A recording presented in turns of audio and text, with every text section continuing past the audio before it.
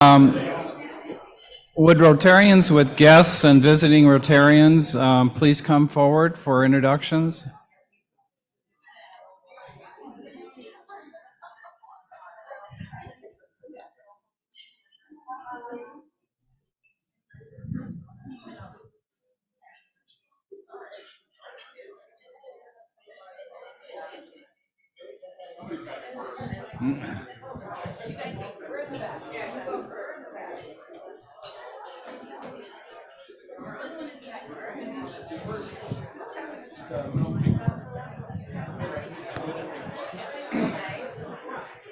Next to you here? Here we go.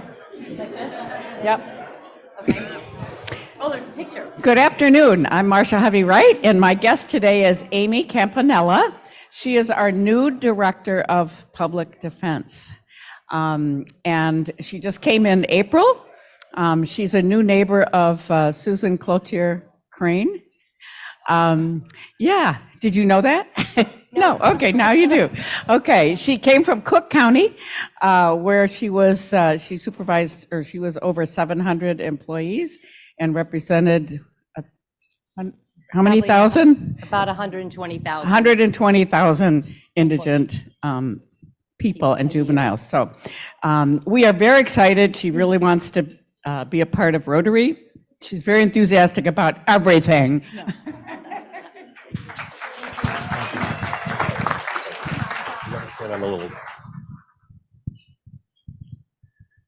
Hi, Tim Tuthill. I'd like to introduce Mark Vriesman from Home Realty. He sells homes in Muskegon, Grand Haven, and the surrounding areas, and just a friend of mine, so I thought I'd bring him over to Rotary today.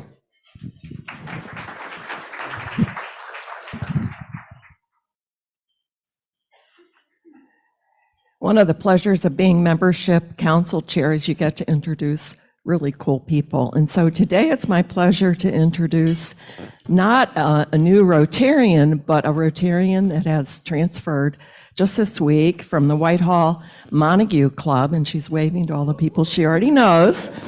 This is Kat Hyder. Katrina's a real name, but she goes by Kat. And I have a short introduction. She will bring wealth of community involvement and leadership to our club.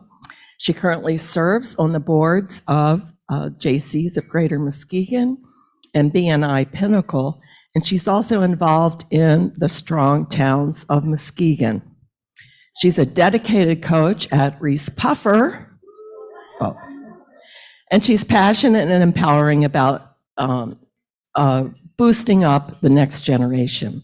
She and her husband are working to bring sustainable housing to Muskegon with a focus on hemp agriculture to support Muskegon County's growth. She's an advocate for building strong, meaningful relationships that create positive change for everybody involved. So please welcome Kat Hyder.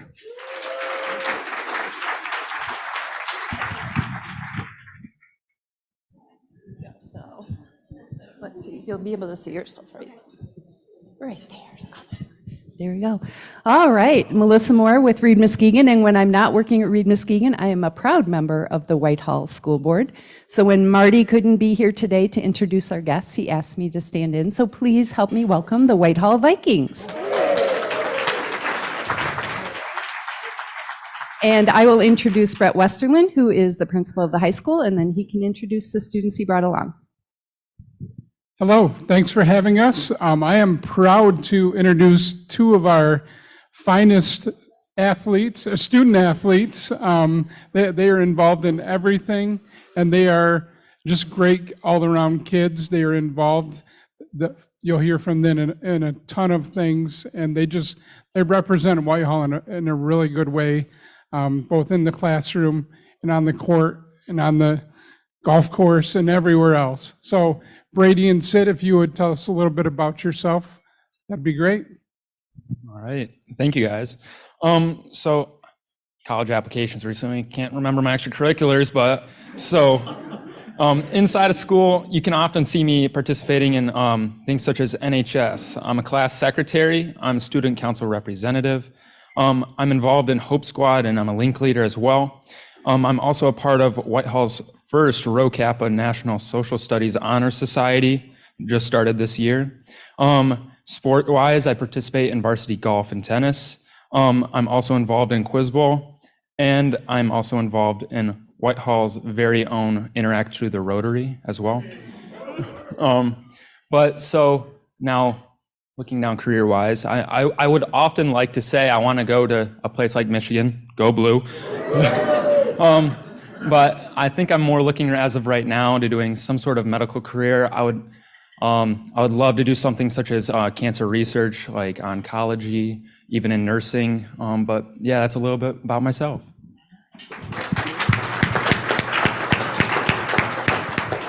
Hi everyone. My name's Sydney and I'm a senior. At the school, I'm involved in varsity volleyball and basketball. And I'm also involved in NHS and student council and Link. And then I'm also in a girls ministry group, and we meet every Monday morning. So it starts my week off on a very great note. For next year, I'm committed to Cedarville University to continue my volleyball career. Thank you. And I'm interested in studying occupational therapy, but I kind of want to be a sports broadcaster and like interview players after the game. So, but yeah, so not really sure, but those two sound fun. You could do them both. Yeah, maybe. All right, thank you.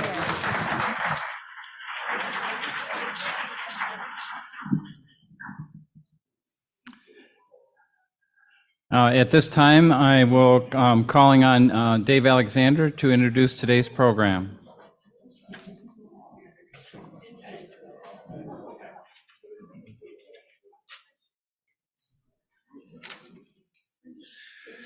Thanks, Tim. There's a number of things going on, including this fine purple shirt that we're in today, because this is World Polio Day, and it's something that is very near and dear to the hearts of all Rotarians and all of those who are working on this worldwide.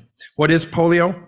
It's a paralyzing and potentially deadly infectious disease that most commonly affects children under the age of 5. The virus spreads from person to person, typically through contaminated water, and it can then attack the nervous system. Obviously, one of the reasons that we are involved with the sanitation issues that we do in Central America. Our goal at Rotary is to continue working to eradicate polio, and we've been doing that for more than 35 years. Our goal of ridding the world of this disease is closer than ever. It always comes up to the edge, but never really gets to where we want to go, which is full eradication. As a founding partner of the Global Polio Education Initiative, we've reduced polio cases by 99.9%. It's that 0.1% that we still need to work on. Our first project to vaccinate children was in the Philippines, and that was in 1979. Rotary members have contributed more than $2.1 billion and countless volunteer hours to protect nearly 3 billion children in 122 countries from this paralyzing disease. Rotary's advocacy efforts have played a role in decisions by governments to contribute more than $10 billion to the effort. And most recently, we have partnered with the Gates Foundation for $1, and I think that gets you $2 in terms of efforts towards, and hundreds of millions of dollars going in the effort worldwide. Today, polio remains an endemic only in Afghanistan, Pakistan. It's also coming into the Middle East, where we are having current crises and wars. But it is crucial to continue working to keep other countries polio free. If all eradication efforts stop today, we just walked away from this, within 10 years, it's projected that polio could paralyze as many as 200,000 children each year. So we're going to hear first from is a fellow Rotarian in our district, Roger Wills. He is from Ludington, and he is the chair of our district's Polio Plus Committee. And after that video presentation, we will then hear from a couple of our own Rotarians who will provide a personal insight to this very bad, deadly disease. Michael? Hello, I'm Roger Wills, current District 6290 Polio Chairman. Welcome to World Polio Day, October 24th. The 24th is the birthday of Jonas Salk, who developed the first polio vaccine. This day has been set aside to raise awareness of the threat of polio, as well as to honor people who have worked to eradicate polio. World Polio Day. This is what polio virus looks like. As you can see in these Pakistanis in the wheelchair, more importantly, this is what it can do to a young child who ends up not able to walk. Poliomyelitis virus. What is it? This is a highly infectious disease. The source of this virus comes from ingesting contaminated food and water. It may also result in lifelong disability or paralysis. It affects mostly children that are under the age of 5, and sadly, it is incurable. It can be prevented by safe and effective vaccine. This is the polio virus on the cellular level. Here it is attached to a human cell at the bottom of the picture. More importantly, this virus can produce this results on the human level, where you see this Nigerian who is very fortunate to have a hand-powered tricycle due to the generosity of the Wheels of Hope Foundation. The gift of mobility is cherished by all polio patients. During the 30s, the 40s, and the 50s, mobility was far from polio patients' mind as they just struggled to breathe. The iron lung or respirator helped patients breathe for weeks, months, or their entire lives. There are 2 vaccines, injection and oral. The development of an effective vaccine means that polio can be eradicated. Among human diseases, only smallpox has ever been successfully eradicated. Jonas Salk developed the first polio vaccine, which went on the market in 1955. He tested it on his own family, then clinical trials in the Grand Rapids area elementary schools in 1954. As a matter of fact, I was in kindergarten in 1951, and I participated in this vaccine testing. He also gave away his patent rights. Rotary and our partners immunized over 3 billion children worldwide. Albert Sabin developed the first oral polio vaccine. It has been marketed since the late 1950s.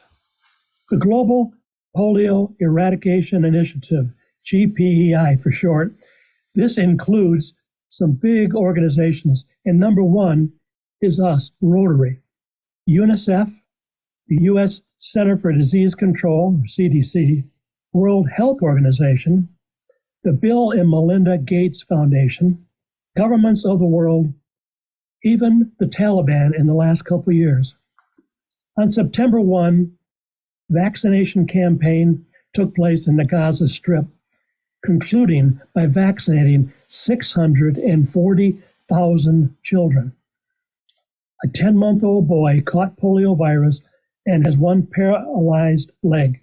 Unless we vaccinate every child worldwide, we run the risk of polio returning to quickly infect 10,000 children and 20,000 in the next 10 years. Rotary has raised over $2.5 billion to support global polio eradication efforts. They have also influenced governments to contribute more than $11 billion and committed to raising $50 million each and every year. As one of our biggest partners is having the Bill and Melinda Gates Foundation having pledged to match 2-to-1 for every yearly contribution up to $150 million. Why do we need more funds? To end polio, we must stop the transmission of the wild polio virus in 2 endemic countries, Afghanistan and Pakistan. What can you do? Some of the things you can do, first of all, build awareness. Any creative method that you have. Many clubs, organizations, and communities have fundraisers such as Pints for Polio, Pies for Polio, Walkathon, baseball. Baseball has Strikeout Polio. You can sponsor an event, Purple Pinky, any kind of presentations, movie, skits, handouts, or encourage friends to donate to support a polio eradication efforts. Over 1 million Rotarians have volunteered their time and resources to help end polio. And you can also join the Polio Plus Society today for $100 per year. What are these Polio Plus funds used for? First of all, this is how they get the vaccines themselves and then the administration to the children. Also, they conduct regular surveillance to detect the disease and raise awareness of the benefits of immunization, support disease experts, and also simply eradicating mosquitoes or maybe even the netting for people to use. Also, the Wheels of Hope, as you saw earlier in the hand-powered bikes, comes from Polio Plus money. Become a member of Polio Plus with only a $100 donation. The Global Polio Eradication Initiative in 1988 had 350,000 cases in 125 countries.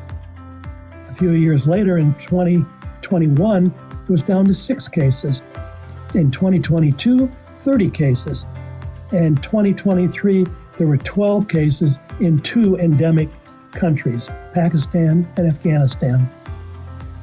This series of slides, or this graphic, best shows vaccination progress over a 66-year period from 1921 through 1955, time-lapsed very quickly to give you a fascinating view of what's happened in 66 years. Eradication means after the last reported case of polio, there must be no more polio cases for the next 3 years. Eradication of polio is Rotary's top philanthropic priority. This marathon is nearly finished, but critical to cross the finish line and make the world free of polio. What is your plan of action to help polio? Can we count on you to help the global effort? As Rotarians, we are all people of action, doers, having a whatever it takes attitude. We are in a very unique position to make polio the second virus ever eradicated in the world. Rotary has promised the children of the world that we will eliminate this hideous virus. Please consider what you will do to have a polio-free world. We have promised the children of the world that we will eradicate polio. In order to do that, we need to donate money. You want to join the Polio Plus Society, please write a check off for $100. If you want to write up for something less, that's up to you. It's very acceptable to do whatever, but please participate and give whatever you can. Thank you, Roger. He is home today in Ludington, speaking to his Rotary Club. And I thank Mike in working with Roger to get that. That is something that the district can use for other clubs and get the message out. So very well done. You may know that Roger's son, Peter Wills at City of Muskegon, is part of our club also. I'd like to call up 2 of our Rotarians. First off, we would like to have Tom Palmer come up. Same time, I'd like to have Walter Maratz come up. And each has agreed to give you a personal testimonial to what this disease has meant for them and in their lives. And we, as he come on up, we'll say that Tom is born and raised in Muskegon, Big Red, MCC, and on to MSU. His jobs have included industrial sales, evangelist. He has been in insurance the past 18 years, loves Muskegon, and loves helping to have Muskegon be its best through this club and others. Walter Maratz has been with us a year and is retired. He worked at Knoll, where he was a design engineer. And I always have Tom start. We've got about 10 more minutes here, and then we'll have about 5 for conversation or Q&A. Well, good afternoon, everyone. I've been asked to talk about this because I have life experience, not with polio, but both of my older sisters had polio as children. And it starts well before I was born. My sister Carol is 15 years older. My sister Linda's 14 years older than I am. And Linda was supposed to be here today, but she woke up and is not feeling good because she has post-polio syndrome. So even the walk from there to here was hard for her. Both of them have paralysis. My sister Carol walks with a severe limp. My sister Linda actually has worn a brace since she was 3 years old. And I learned so much from them, and more as an adult than as a kid. Because when I was a kid, I just thought, well, I thought everyone's sister couldn't walk really good or was really little. And really little, I mean really little. Carol's 4'8" and Linda's 4'7". And what I saw was they had to be tough just to get by in the world. And they all had families, they all had jobs. Sister Carol retired from the state of Michigan, and they were tough. In fact, our brother was a kind of a wild child. I'd rather take him on. He's, bigger than me. I'd rather take him on than either one of the girls anytime because they were tough, and they learned it from our mother. Our mother, their father, and she got divorced in the 50s, so she's a single mom in the 50s with 2 girls, 1 3, 1 4 with polio, and then at the same time has a son who is a year and a half just suddenly die.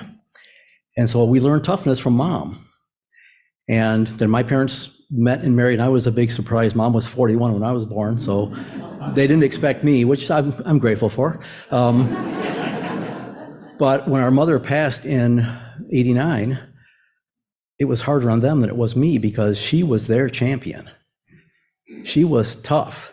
And it's funny, I see, and don't take it personally, anybody, but we're soft. Our world is soft. And not about, being tough or anything, but just about living life and getting through. And with my sisters, most people think they're kind of abrasive and quick to anger sometimes, but it's a purely defense because they're tiny and they're weak. And all they had was, mess with me, you're going to get bit. And they took that through their families, and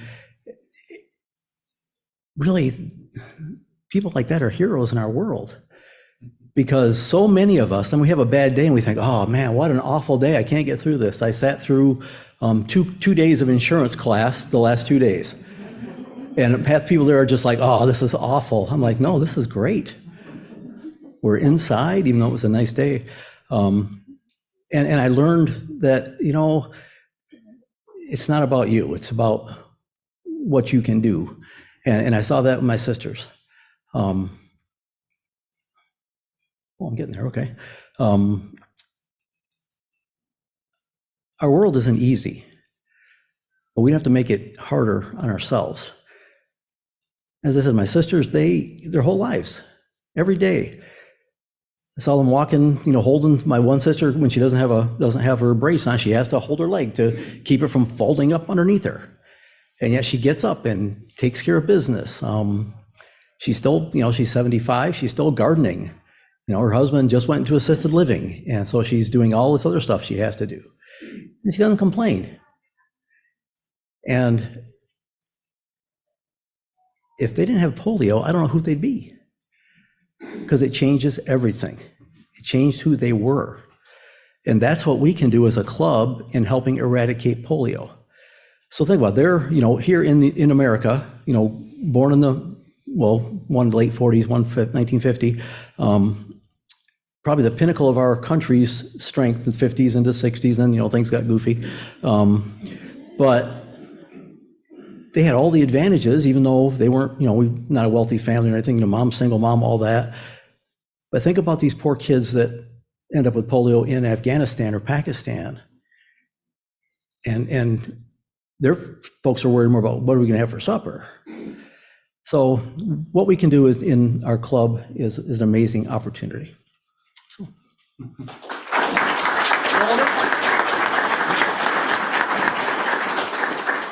Hi, Walter Morotz.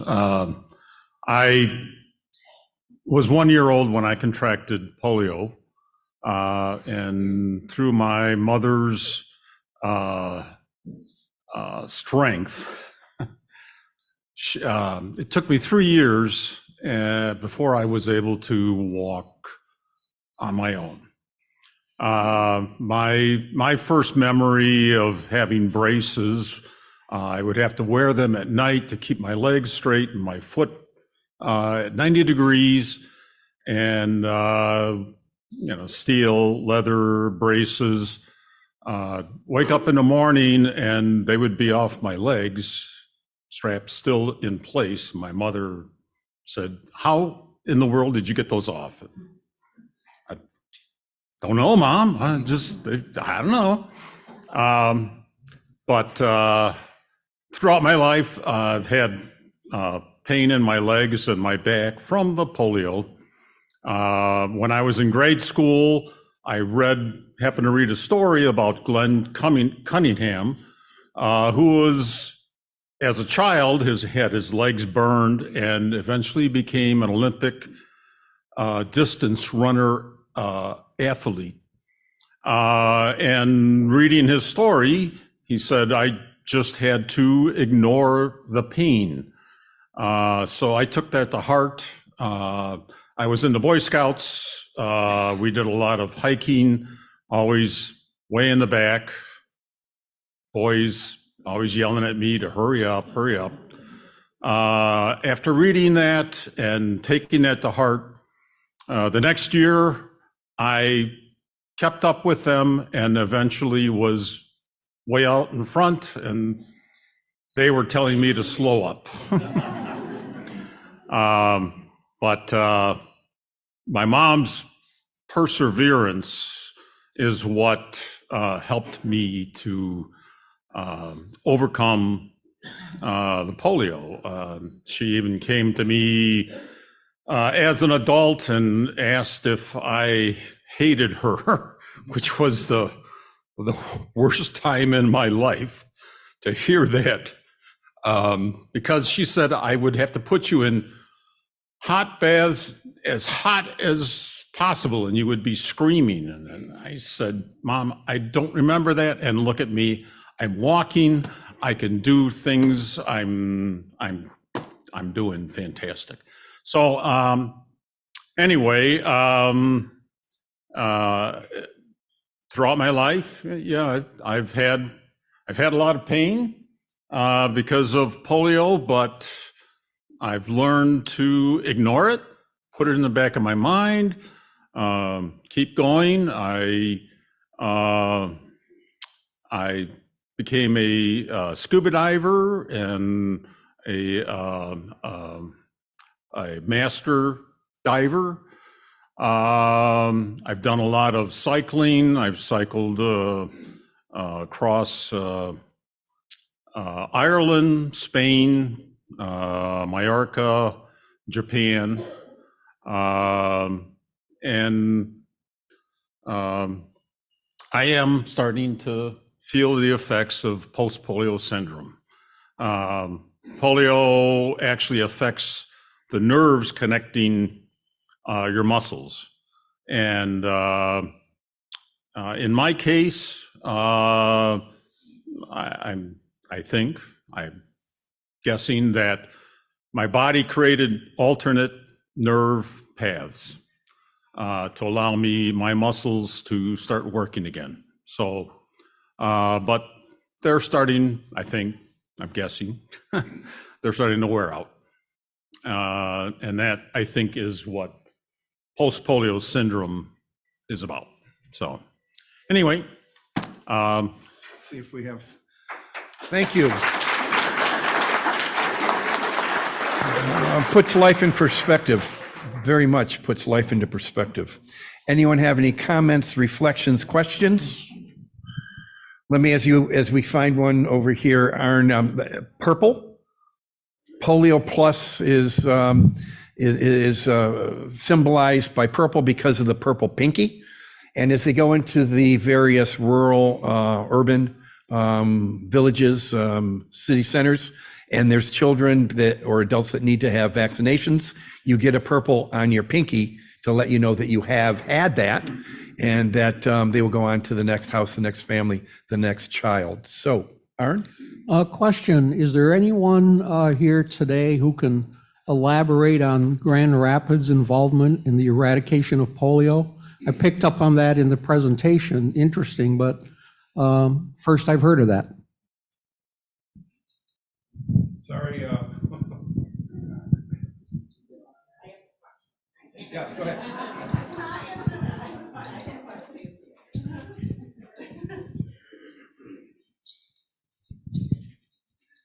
Yeah, sorry, Arn, I can't answer that one. I do have a question, though. It looks like polio is a virus contracted through food or water sources. Can somebody elaborate on that one? Doctor. So you've all finished your lunch, right? It's called fecal oral transmission. So it's excreted in the stool. So if people aren't washing their hands carefully. There was a lot of closures of swimming pools in the 50s when polio struck because, again, fecal oral transmission. Just a clarification, on his slides, he talked about mosquito netting. That's for malaria and other mosquito-borne diseases. Polio is not transmitted by mosquitoes.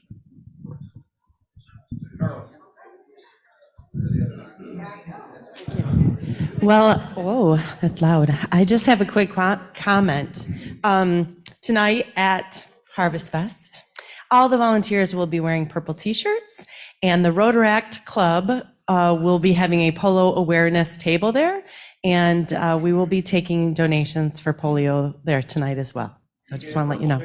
Oh, and we're painting pinkies purple, so be ready for that.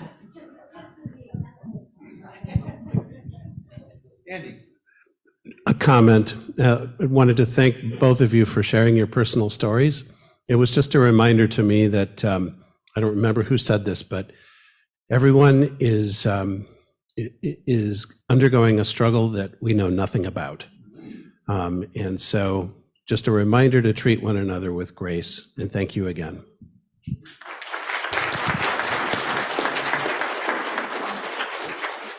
Another question? A final comment or question? Peter. I'll just make a final comment. A lot of people don't know that the father of the disability civil rights movement was actually a polio survivor, and a lot of the first disability civil rights advocates were polio survivors as well. So the Rehabilitation Act of 1973, the ADA, a lot of those are because of advocacy by polio survivors. Thank you. Walter, thank you for your comments.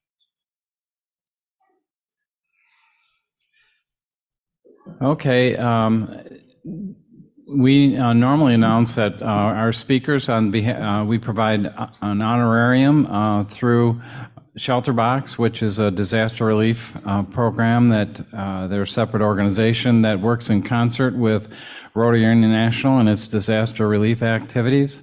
So we thank our speakers today for their efforts on our behalf. At this time, the birthday slide, we have Claire Ritter on the 25th of October, Jenny McNeil, October 28th, Randy Lindquist on the 29th of October, and Paul Christie, October 30th. Now, I'm not sure if any of them are here today, but we're going to sing anyway. Oh, is he? We have somebody here? Okay, I'm sorry. Oh, that's why it was all the way in the back. So with that, let's sing Happy Birthday. Happy birthday to you. Happy birthday to you.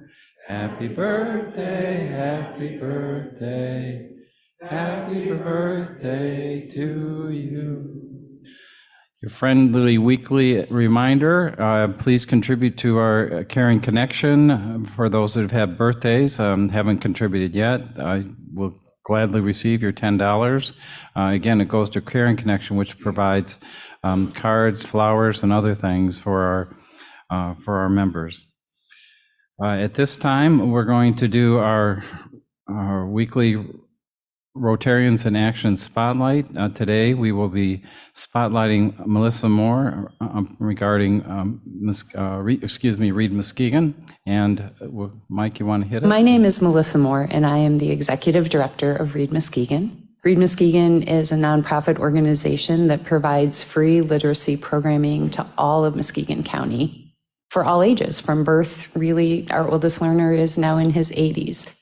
And the reason that that's important is because over 25,000 adults in Muskegon County right now read below a 4th grade level. Over 60% of our 3rd graders aren't reading at grade level. And when somebody isn't reading to their capacity, it makes them struggle in all different aspects of their life: healthcare, education, employment, managing day-to-day life, getting involved in our community by, going to a town council meeting or going to a school board meeting and talking about what matters to you, paying your bills, banking. Almost everything relates back to the capacity to read and put the power of reading to work to manage your life. So Reed Muskegon helps make sure that everybody in Muskegon County has access to the education and resources they need to do that. Reed Muskegon was selected to be the first philanthropic partner from the very first Harvest Festival last year. That actually came about because several years ago, prior to COVID, we had been selected to be the recipient of the Grape Escape funds. And because that couldn't happen, we were then asked if we would like to participate in Harvest Fest. So on behalf of all of those that we have been able to serve through the funding that was provided to us through Rotary, through the connections that are made into the community for our organization through Rotary, I just want to say a big thank you and let you know how much it's greatly appreciated and how much it makes a difference in so many people's lives.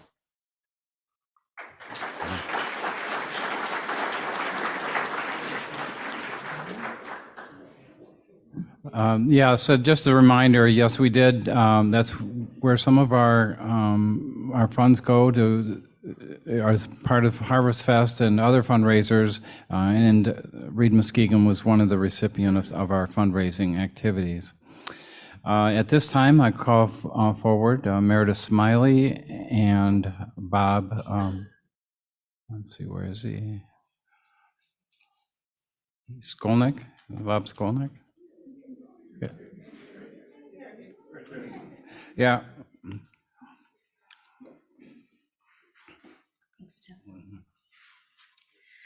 So just before we get started here with this Paul Harris Award, I just want to remind everyone that we are kicking off Paul Harris Brave Rotarians contest. There's sign-up sheets going around for $100. What a perfect day to spend $100 and get in the running for a Paul Harris Fellow while on World Polio Day. So you can kind of have two bangs for your $100. Today's Paul Harris Award will be presented by Bob Skolnick. In 1957, Rotary International established the Paul Harris Fellow Award to honor Paul Harris, one of the three founders of Rotary. Rotary created this eponymous award to express appreciation for the financial support of the humanitarian and educational programs of the Rotary Foundation. This award is one of Rotary's most prestigious honors. Today, we will honor a deserving individual who also dreams great dreams and makes them come true. To help, I've asked Bob Skolnick to come forward and tell us about our honoree.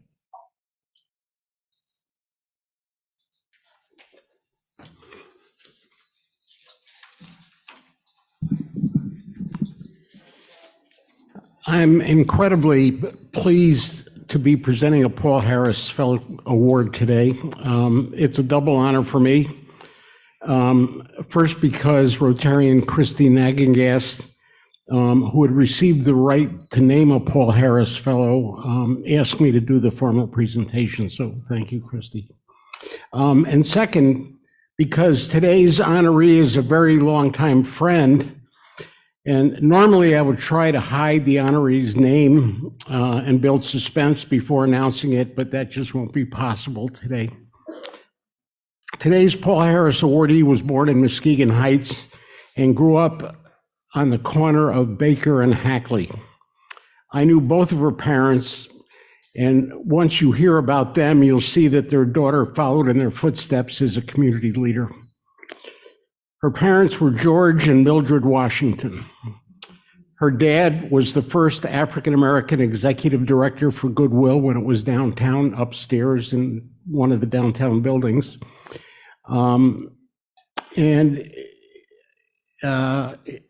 He also became the first Black car salesman in Muskegon at Port City Volkswagen, and that's where I first met him, and the first African-American basketball coach at what was Muskegon Business College. Her mother, Mildred Washington, was the first African-American teacher at Muskegon Heights High School and taught there for 40 years, and I knew her pretty well, and she was a fantastic woman. If you do not know or haven't guessed, today's Paul Harris Award recipient is Karen Bowie Jensen.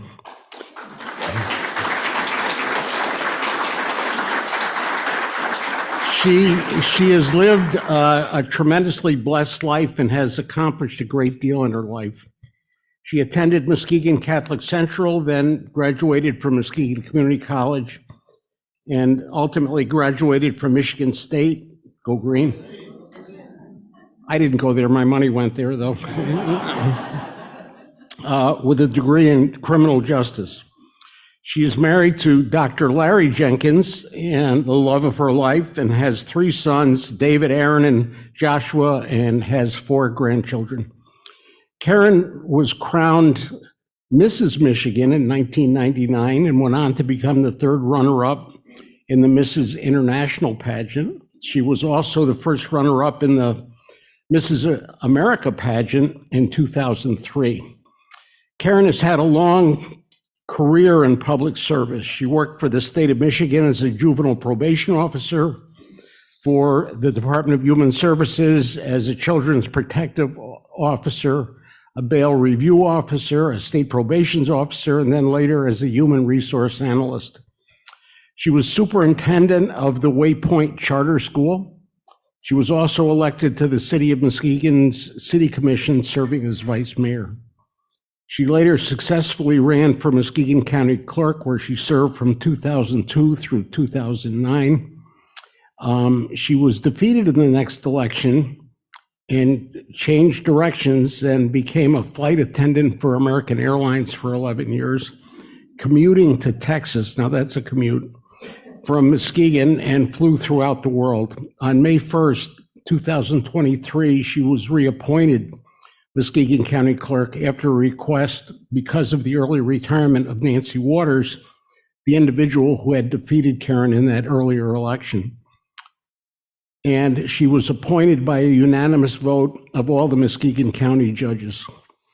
Karen is currently running for re-election as county clerk. She recently received a national award from Tyler Technologies for her innovative program of providing free birth certificates to the indigent community through partnerships with the Rescue Mission, the Exit Program, Goodwill Industries, and Muskegon Family Care.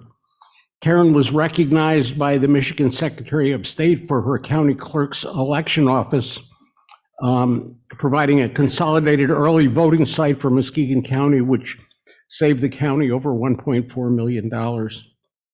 Karen Bowie Jenkins, despite a remarkably busy life, has found time to serve on numerous nonprofit boards. She's served on the boards of the Muskegon Rescue Mission, Habitat for Humanity, the Muskegon County Museum, and the Michigan County Clerks Association. But honestly, the one thing which I am most proud of about Karen is when she asked me to give her away at her wedding to Larry Jenkins on May 26, 2007. And so I'm pleased to present to the Muskegon Rotary Club the very newest Paul Harris Fellow in the world, Karen Bowie Jenkins.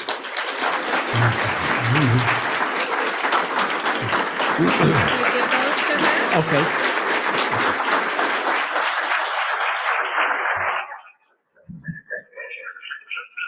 My best friend Bob likes to steal the thunder. Today, my fellow Rotarians, we move closer to a more peaceful world as Karen becomes our newest Paul Harris Fellow. Karen, you are recognized today as a Paul Harris Fellow in special appreciation for how your life exemplifies the humanitarian and educational objectives of the Rotary Foundation.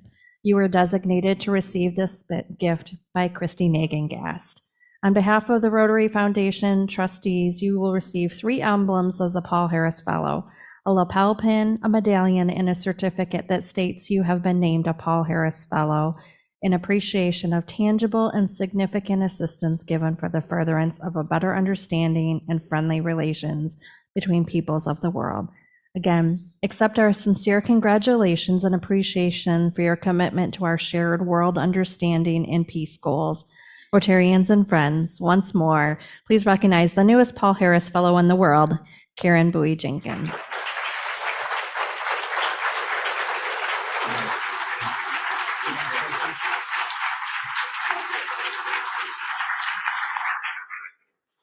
I honestly don't know what to say, and you know I'm so quiet, you guys. Bob kept that a secret, and Lee, and I am so proud to be a Rotarian. It embraces everything that I believe in, that it's service before self, and that you give use of your talents and your gifts that God gave you to bring back into your community, to serve your community. And I stand on the shoulders of everybody here in this room because you've been here to support me, and I hope that I make you proud. Thank you.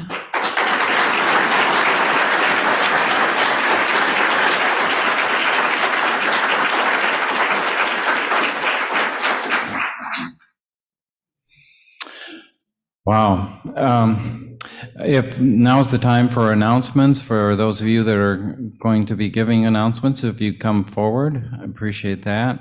Rewind will not be meeting tonight. Hopefully, any of the rewinders will be over at meeting at our Harvest Fest. So at this time, Marianne? Thank you, Tim. Just a quick reminder to everyone, you will have received a membership experience survey through Club Runner that Kim sent out. She has sent it twice, so please check your email. To all those who have already submitted their survey, almost 100 of you, so that's a really good job, but we'd really like to get as close to the top number that we could. So again, if you have any trouble finding the link, see me. Thank you.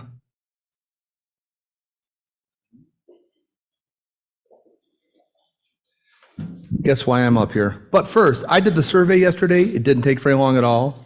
So do your survey. But first, go to Harvest Fest tonight. So Roger Morgenstern, Carl Flanders. I'm a Michigan fan, go blue, but I'm wearing my Northwestern colors apparently where my mother went. So just a few reminders for tonight if you're going, and we hope you are. It's from 5 to 8 p.m. at the Sim, right down at 3rd and Clay. Come in through the 3rd Street entrance, which is the front entrance to the building across from MCC. I still call it the Chronicle building because I worked there for 10 years. So from 5 to 8, it's open house style, so come and go. We will have a list of all the sponsors and individuals who have bought tickets, so you don't need to have a paper ticket. We will check your name off when you get there. So come on in, you'll get a drink ticket as part of your admission. And if you're a volunteer, come in the same place. We'll get you one of these beautiful purple shirts. So, all right, and please bring your ID. We've got to ID everybody. We've got to check IDs. You'll get a beautiful orange, which goes so well with purple, bracelet. That's because we have a liquor license that we have to obey. Let's see.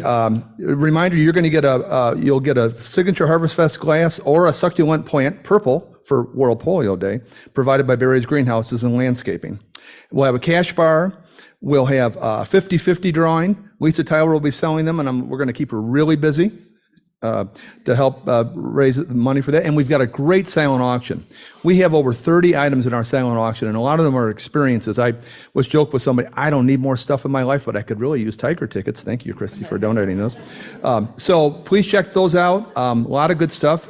Carl, what did I forget? You can. I think you did a really good job. Well, I take direction well. Well, we also had some questions from volunteers, the people that are volunteering tonight. As he mentioned, come in, check in at the front desk, and then go into the left, and we will check you in back there and give you more instructions there. For those that are coming at the 4:30 shift, come right at 4:30. Those that are coming at the 6:30 shift, come at like 6:15 if you can, please. I thought of one thing. So you all bought your tickets on Eventbrite, and we appreciate that.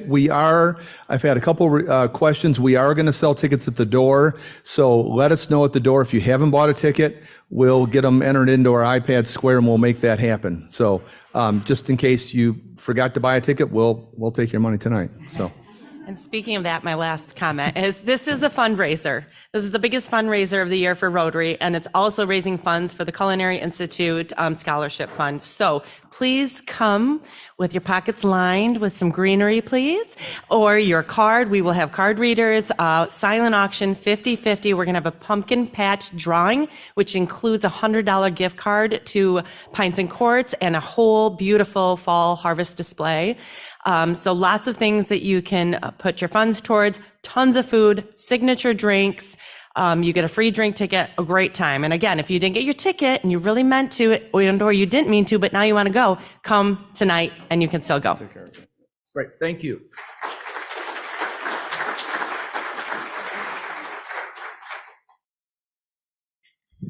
On a different note, I'm working with the Rotary Youth Exchange Club. They go every year for foreign exchange students.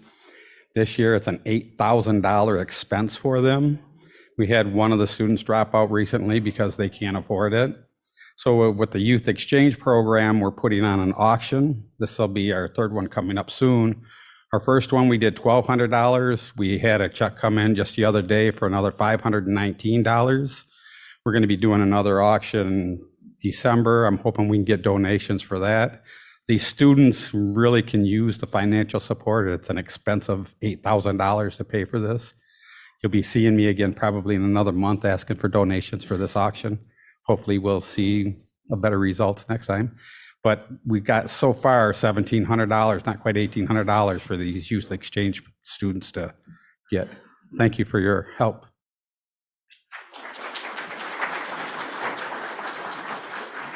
What Craig might not have mentioned, I don't think he did, is that if you don't have items to give for the auction, we can work with you if you provide us with some cash. So if that's one of your great interests, the Youth Exchange Program and helping Muskegon area kids to go abroad, please consider giving cash if you don't have the ability to give some items to sell. Okay, at this time, we will now move to the raffle, and my understanding it is Ed at the back of the room, and he's going to be completing our raffle today for $20.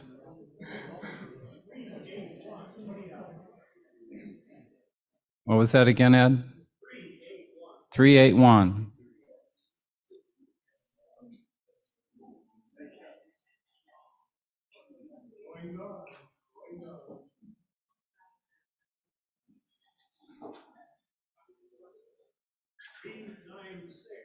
$396. There we go. Susan?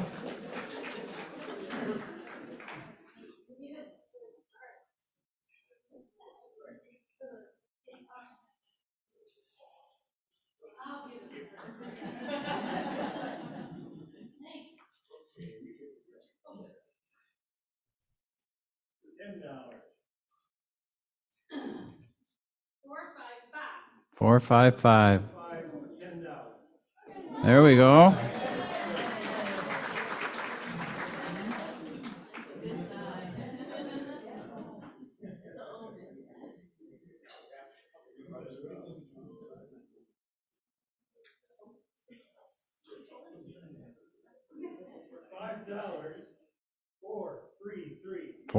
$433.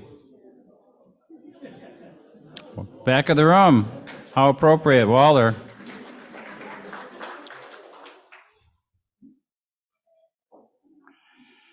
Okay, next week's program will be a presentation on Hispanic Heritage Month. And if everyone would rise, we can recite the four-way test. Of the things we think, say, or do, is it the truth? Is it fair to all concerned? Will it be goodwill and better friendships? Will it be beneficial to all concerned? Thank you for coming. I hope to see you tonight. We are adjourned.